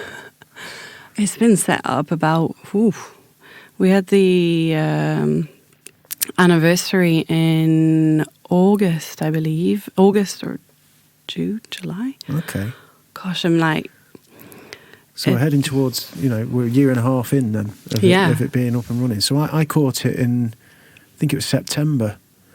I think it was September or early October and my first ever yoga class was a morning class, I think with Gemma. Big shout out to Gemma. And it was dark and I was in a new work vehicle that I got and I was looking for it and it was early in the morning and I'd said to my wife, I'm going to yoga, I'm going to Hot Pod Yoga, I can't wait, and I had all my bits. And she had a little bit of fun with me actually at first. She was like, "Oh, you're going to yoga," and she was taking the mickey out of me a bit because she sees me as a bit of a man's man, and yoga just didn't seem to fit. Anyway, I'm trying to find it, and I take a left into the other side of the industrial park, and it's very dark, and I can't quite see where I'm going. I'm in this big new work vehicle, it's a big sort of 20-foot long SUV type vehicle. And I'm a bit panicky because I want to get there on time and I want to get into the class and I'm trying to find it. I'm looking up all the signs. It's dark and it's foggy. And I reverse out in this big wide car park. I think I've got all the room in the world and bang, straight into a skip in the back end of my car and the windscreen pops out, the back door dents in. I'm fuming, I get out, I'm panicking, I'm thinking, oh God, and what it was, there was a long line, I think, is it St John's ambulances or something across the way? There's like 7 or 8 of these ambulances, and then there was like what looked like a big space at the back. But what was actually there was like a dark green skip, like a stationary skip, God. And I never saw it, and I just went straight into it. And so I'm like, oh God, I'm not going to go to this. So I had to drive back home. I got back home. It obviously got light by the time I got back home. Looked at the damage on the tailgate of my vehicle and just glass everywhere. Everything's smashed. And I got back in the house and Alex was like, how was it? I am not a yogi. I am fucking pissed. And I was really upset. Anyway, rebooked another class. I think I came like 2 days later at like a 9:30 class. And I that was it for me. I was sold. Wow. And I've been as much as I possibly can every week. Once a week. I want it to be sustainable. I felt like I want to go every day, but I've stuck to once a week, and I just love it. I love it, and I can't tell people enough about it. Well, I'm so glad you came back after that experience. Yeah, well, it was so funny because it was like I say, my wife sees me as a sort of a man's man, and I'm trundling off with my little towel and me tights on to go to yoga. Drinking my green tea. And she's laughing, and then I come home and I'm furious and I've crashed my vehicle and I'm effing and blinding. But eventually I get there and, like I say, straight away, I think I tell her straight after my first class, you've got to go, you have to go. I'm telling everybody, the lads at work, everybody I speak to, it's like, you've got to go and do this, And the thing about yoga as well, I come from a background of, training, whether it had been football when I was young or boxing and MMA and all sorts of strenuous work. Yoga, is beautiful because you can go at your own pace, but when you commit to it and you want to get into those poses and you're trying to get that little bit deeper, a little bit further, wow, it is a workout. It is a real workout if you want it to be. Yeah, definitely. Absolutely. I couldn't believe when I said to the guy, because again, I get to work on the building site. Oh, he's been to yoga. Look, I'll get you in there. And you think you're just going to do a bit of stretching. I said, this, you will not know what's hit you when you do a yoga class and you commit to it, So I was, overwhelmed with it. And it's been a huge part of my life since, mentally, physically, everything. And actually tomorrow... That's amazing. It's going to be the first class that my wife and I can do together. Oh, that's amazing. Yeah. So it's the first time we're actually going out to watch a gig tonight. And my brother's looking after our kids, and we're going to go and do the 9:30 class in the morning with, I think, Charlotte. Oh, brilliant. But we've never been able to go together because obviously the kids are at home, so we're always sharing stories of, I had a great class today. I felt like I was really, and so tomorrow is the first time that we're going to be able to go together. So I'm really looking forward to that. That's amazing, Sam. Yeah. Oh, I can't wait. Awesome. Thank you. It's fantastic. So you're saying magical things are happening in the pod. Yeah, all the time. Okay. But so I started working there, and I really I didn't expect this to happen, and so I'm living in Lincoln at this point, and I meet Amanda, and at the pod, she comes to one of my classes, and it's a very profound moment, a very special moment. I'd just like to say Amanda's sat in the room now, smiling and cooing behind her scarf. And so, yeah, it was in September actually, and that's why I was giggling to myself when you were saying September. And it was in September last year that Amanda and me kind of properly connected for the first time, or actually spoke to each other. And we had a sort of a brief time where we spoke to each other, and it was a very profound moment, and we both kind of went away. And having spoken about that moment now and at the present day and age, we both know kind of that it was special for both of us. It wasn't like I would say for me, I went away and I was like, wow, who is that woman? And it was just like, who is that? And I'd really like to be her friend. I'd really like to know her better. And I kind of left it at that, because at the time I was in another relationship. And so I just thought, okay, it's cool, you know. And but it was, we both had that moment, and having, like I said, like having talked about it, she felt the same way, and so that was really special that we had that. And fast forward a little bit, we are now in a relationship together, and yeah, we Fantastic. have 2 amazing children, and yeah, so I'm Settled. I'd say that's... You're settled in little old Lincoln. I am. I'm we've settled. We've been around the world. We've been to Bali. We've been to Spain. We've been. Leave, Sam. Yeah. Leave. You got yoga. It's just amazing. Hot yoga in Lincoln. Yeah. And here we are in my little garage studio recording this podcast. We are, yes. And I'd like to say I used to not believe in sort of like fate and things like that, and destiny, but I always carried this really strong belief for kind of soulmates and finding someone that you resonate with so much and can have this room to grow, and that you have this like very this equal opportunity in a relationship. And that's what I found with Amanda, and we have that every day, that we're relating to each other in a new way. We're getting to grow with each other, and that's amazing. Exploring. And so leading up to this point of my life, like what's going on right now is there's I had moments in my life where I had quite a lot of doubt, and I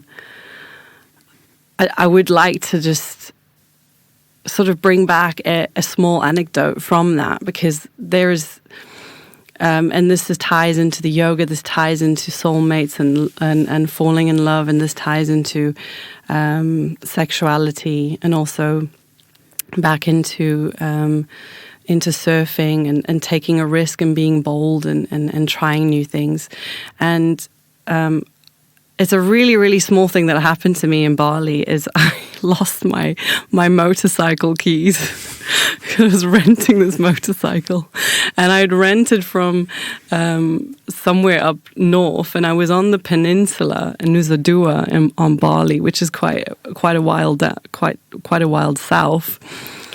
And I didn't have my keys. I went surfing, and they were strapped to my board shorts, and they had fallen out while I was surfing, and I was like, oh God, I'm never getting these keys back, and I didn't know what to do, and I had a proper little hissy fit on the beach, where I was just crying and sobbing, and I was having a bad day.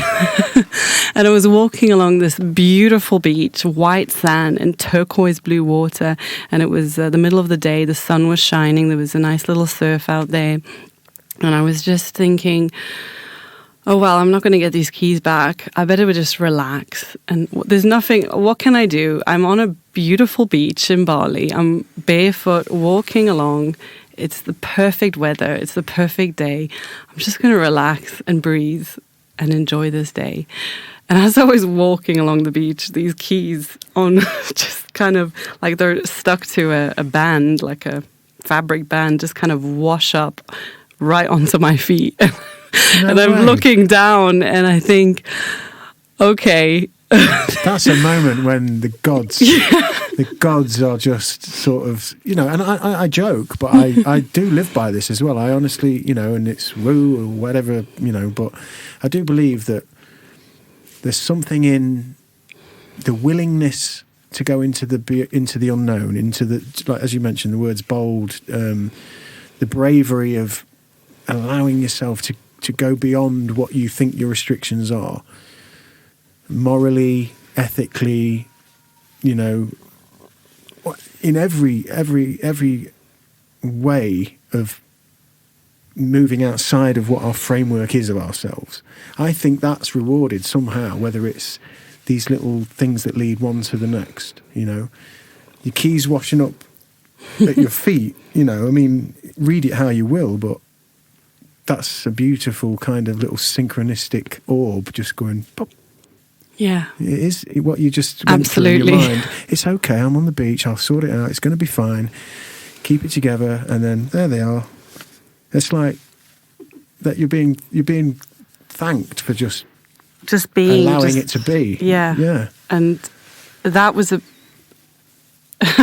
I must have, like, in that moment, I must have broken down and cried and just said, okay, I believe in God, thank you, or gods, or, you know, deities and all of that. And I just thought, and I remembered that moment, and that moment, I carry that with me all the time, because when I'm ever in doubt with anything, or if I'm ever a little bit in a dark place, I think just really simple things like sleep on it, or just breathe and relax and trust. And I'm really fortunate to have Amanda in my life as well, to tell me sometimes just, you know, slow down, it's okay. And I can only really, that's the kind of advice that I would, in this podcast, that I would, if there's any advice I could dish out, it's free, you don't have to take it, is that when things are really fast or busy or stressful, or even if they're not, even if they're just, if you're having a bad day or one moment, it's just relax. And it sounds really daft, because sometimes when someone tells us just breathe, you kind of want to just punch them in the face, be like, don't tell me to breathe. But it really is that simple, and it all boils down to the breath. And if you look at yoga and what breath means in Sanskrit, it's called prana. And prana doesn't actually translate as breath, as in breath coming in and out your lungs, but it actually translates as the life's elixir, as life itself, as just breathe in life and everything will be fine. And so whenever in doubt. Well, I tell you what, if there's ever a beautiful ending, I think that is it. Thank you, Saskia. Thank you so much for making the time for this. This has been awesome. Yeah. It's been lovely to get to know you a little bit more personally, and I hope people listening, you know, can take something from their journey and recognise the points that, as you say there, it really is, it sounds silly, breathe, trust, allow yourself to move through whatever the circumstances show you. You know, it's not always easy, but what a beautiful way to cap that off. Thank you so much. Where can people find you, Saskia? Well, I can be found on Facebook, just with my name. It's Saskia Schuele. It's written with the umlaut But find me at the girl with the owl tattoo 69. It's all with underscore for the gaps. And that's Instagram, yeah? That's Instagram, yeah. And then we got definitely come and see me at the Hot Pod. I do the early bird classes on Tuesday and Thursday at 6:30 in the morning, and Friday mornings at 9:30 in the morning. You can find hashtag HotPodYogaLincoln on Instagram or at HotPodYogaLincoln on Facebook if you want to check it out on there. And just come and check out a class. It doesn't need to be mine. Just come pop in, come see us. And I've got a site up. It's called Saskia Yoga School on Facebook, and that's a site as well, which will be having upcoming events on it and things where you will see where you can find me and workshops I'll be putting on. Brilliant. Well, thank you so much, Saskia. I'll put all that in the show notes so people can link to you, and it'll all be there. People can hit the links and find you directly. Cool. Thank you so much again. This has been awesome. Thank you so much for having me, Sam. It's been an absolute pleasure talking to you today. Thank you. Peace. Thank you. Thank you for listening to Chew the Chat podcast. Thank you for listening for Chew the Cat podcast. Chew the cat. I want to say my own words. Go on then. Very angry. Well, how lovely is Saskia? What a lovely, lovely lady, lovely energy. We were both a little bit nervous. That was one of the early podcasts. I think that was our second podcast, possibly. But she's just, really inspiring, lovely lady, powerful lady, inspiring lady. It's really been nice to meet Saskia and have her in our lives. Hope you enjoyed that. Tell a friend, go to yoga, try it. It's awesome. Okay. Thank you very much, everybody. Thank you for listening. Thank you for sticking with us. Thank you for being part of the club. It's amazing. It's just, I can hear myself now just banging on, so I'm trying not to, but it really is humbling. Seeing this little thing grow and seeing the kinds of communication that are happening and some of the messages of, really nice touching stuff. So it's amazing. We will be back. We're having a bonus episode. It's bonus time. We started with a bonus 4 weeks ago when we kicked off this podcast with Matt having a double whammy 2-part episode. So we filled in that in between week as we're bi-weekly. So the Four Brothers, I mentioned it in the intro there. The Four Brothers podcast is going to be episodic, just in the stream of these episodes, but there'll be bonuses and they'll drop in on the odd weeks. And truth be told, it's an excuse for me and my brothers to get together and put everything else to the side, catch up, and basically have a drink and a CBD vape and just catch up and just leave all the bullshit at the door and be brothers again. We're all. I'm getting on now. I'll be 40 next stop. My youngest brother, there's 13 years between us. So we don't get that much time to catch up anymore, and it's really nice. So we're going to cheeky excuse to get together, but also a good fun podcast to run alongside these and just drop in, and we'll be drinking a bit of brandy and vaping a bit of CBD and just getting to know each other again as adults. It's a magical thing. We recorded the first one. It's going to be your next episode next week. It's going to drop in as a bonus.